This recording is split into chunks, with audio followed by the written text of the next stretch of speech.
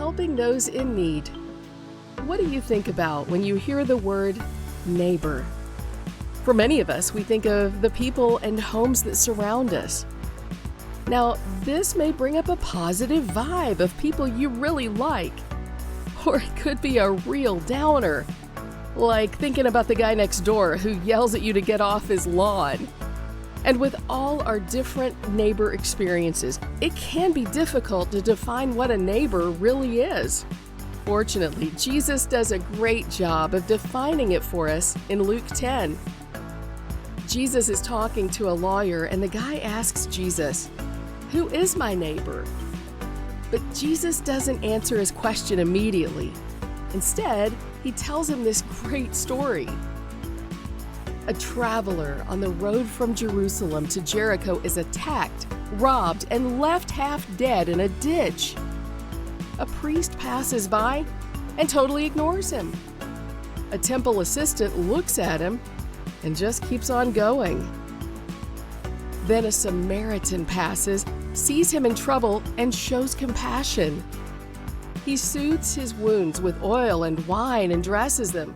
Then he puts the man on his donkey and brings him to an inn where he can take care of him. The next day, he gives the innkeeper some money and asks him to take care of the man, and promises to pay for any costs when he returns. After telling the story, Jesus turns the question back on the lawyer. Which of these three do you think was a neighbor to the man who fell into the hands of robbers? When the lawyer replies, "The one who had mercy on him," Jesus challenges him with a clear command: "Go and do likewise." Here's the deal.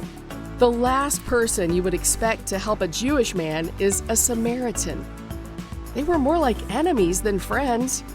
But because the good man in our story was a Samaritan, Jesus shows the difference between those who knew the law and those who actually followed the law. Our neighborhood is as wide as the love of God. Our neighbor is the one we meet who is in need. It's not enough to hold religious titles or positions like the priest or the Levite. It's not enough to feel bad because of someone's ill fortune. Loving your neighbor means acting on behalf of others, regardless of who they are or where they're from. And the Samaritan did just that. He stopped everything he was doing to help the man. He spent his money to help him recover. Oil and wine were not cheap. He paid for his immediate care and even gave the innkeeper a modern-day blank check for whatever else might be needed. Whether he knew it or not, the Samaritan was a great example of a financial disciple, a person who uses their resources to help those in need.